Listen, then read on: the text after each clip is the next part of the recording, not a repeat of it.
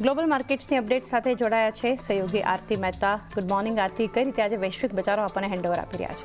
Good morning ચાંદની. અને જો ગઈકાલે આપણે જોયું હતું સારા ગ્લોબલ સંકેતોના કારણે બજાર જે છે આપણા માર્કેટ રિકવર સાથે બંધ થતા દેખાયા હતા, પણ આજે ફરી એકવાર સ્થિતિ જે છે તે યુએસ માર્કેટ અને ગ્લોબલ બજારમાં આપણને નેગેટિવ તરફની બનતી દેખાઈ રહી છે. અને ગઈકાલે યુએસ માર્કેટની વાત કરી લઈએ તો મોટી વેચવાળી આપણને બનતી દેખાઈ હતી, જ્યાં ડાઉ જોન્સની વાત કરી લઈએ તો આશરે 2000 પોઈન્ટ્સ ઉપલા સ્તરેથી ઘટીને આપણને બંધ થતો દેખાયો હતો. એટલે એક વેચવાળી સાથેનું કામકાજ ઓવરઓલ બધામાં ઇન્ડાઇસીસમાં આપણને જોવા મળતું દેખાયું હતું. આશરે એક વર્ષની જો આપણે વાત કરી લઈએ તો ત્યારબાદ 5000ની જે નીચે છે તે આપણને S&P 500 બંધ થતો દેખાયો હતો અને S&P 500માં પણ એક વેચવાળી જોઈ હતી. બીજી બાજુ વોલ સ્ટ્રીટ પર 23 બિલિયન શેર્સની આપલે થતી આપણને દેખાઈ હતી.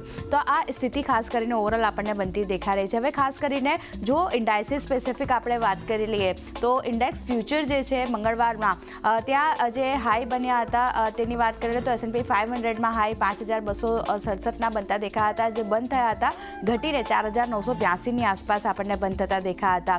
વાત કરી લઈએ નાસ્ડેકની તો ત્યાં પણ એક ઘટાડો જે છે હાઈના ઉપલા સ્તરેથી આપણને બજાર જે છે તે ઘટીને બંધ થતા દેખાયા હતા. તો આ સ્થિતિ ખાસ કરીને ગઈકાલે મંગળવારના બજારમાં આપણને બનતી દેખાઈ હતી.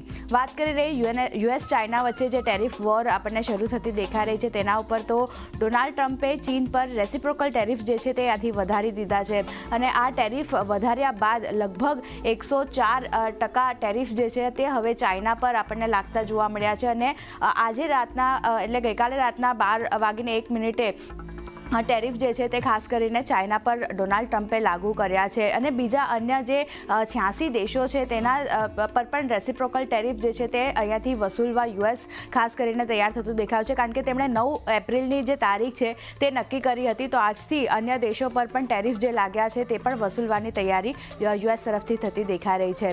બીજી બાજુ યુએસની વાત કરી લઈએ તો જે યુરોપિયન યુનિયન છે તેનો ખાસ કરીને તેમને જવાબ આવતો દેખાયો છે. અમેરિકા સાથે ખાસ કરીને તેઓ વાતચીત કરવા માટે તૈયાર છે અને ટેરિફ પર ખાસ કરીને નેગોશિએશન માટે પણ અહીંયાથી યુરોપિયન યુનિયન જે છે તે અહીંયાથી તૈયાર થતું દેખાઈ રહ્યું છે. હવે જરૂર પડી તો તેઓ પણ જવાબ જે છે તે યુએસને આપતા જોવા મળશે, પણ અત્યારે ખાસ કરીને જે રીતે તેઓ વાતચીત કરવા માટે તૈયાર થયા છે આના પર કઈ રીતે ડેવલપમેન્ટ આવે છે તેના પર ખાસ એક ફોકસ રાખવાનું રહેશે.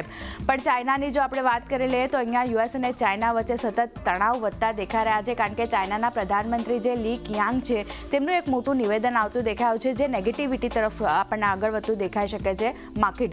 તેમનું કહેવું છે કે નકારાત્મક બાહ્ય આંચકાઓનો સામનો કરવા માટે ચાઇના જે છે તે તૈયાર છે અને અન્ય પણ ઘણા બધા વિકલ્પો છે. યુએસના જે ટેરિફના પગલાં લઈ રહ્યું છે એની સામે લડવા માટે અને એનો સામનો કરવા માટે અન્ય પણ ઘણા બધા ઉપાયો છે જે તેઓ સિસ્ટમમાં લાવી શકે છે.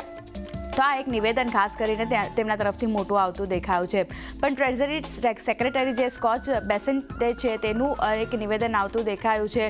તેમનું માનવું છે કે તેમનું કહેવું છે કે ચીન જે છે તે તેની આક્રમકતા જે છે સૌથી મોટી ભૂલ ચાઇના અત્યારે તે કરી રહ્યું છે, જે રીતે તેઓ ટેરિફને લઈને પગલાં લઈ રહ્યું છે અને યુએસ ને જવાબ આપી રહ્યું છે. સાથે જ ચીન પર ટેરિફ વધવાથી તેમને કોઈ નુકસાન નહીં થાય એવું કહેવામાં આવ્યું છે. સ્કોટ બેસેન્ટ તે છે તેમનું, અને 70થી વધુ દેશો ખાસ કરીને વાટાઘાટો માટે અત્યારે તૈયારી કરી રહ્યા છે. તો અન્ય દેશો જે રીતે તૈયારી કરતા દેખાઈ રહ્યા છે, પણ ચાઇના જે પગલાં લઈ રહ્યું છે તે ચાઇના માટે સારું નથી તેવું તેમના તરફથી કહેવામાં આવ્યું છે.